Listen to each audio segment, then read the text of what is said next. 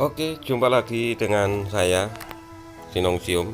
Kali ini berita waktu saya pas eh, trekking Telkom 4 kemarin waktu banyak petir. Nah, ini di Metro Selatan ada kejadian hujan disertai angin kencang hingga menerpa tiang antena WiFi ini dan tiang antena 2 meter band. Nah, ini termasuk antenanya dan pot-pot ini di sana juga terkena dampaknya. Nah, ini berantakan diterpa angin kencang disertai hujan. Nah, ini terjadi di Metro Selatan Lampung. Nah, ini antena 2 meter dan tiangnya terputus. Ini antena WiFi LED beam juga ikut turun.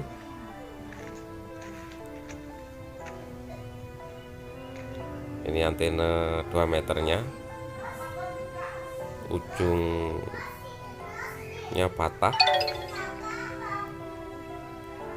Oke. Nah, ini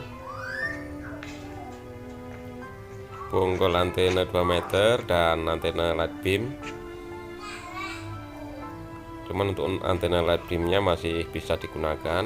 Kita lihat di belakang rumah juga kena dampaknya.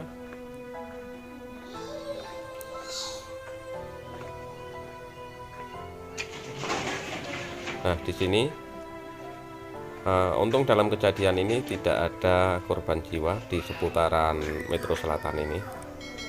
Hanya atap rumah ada yang melayang.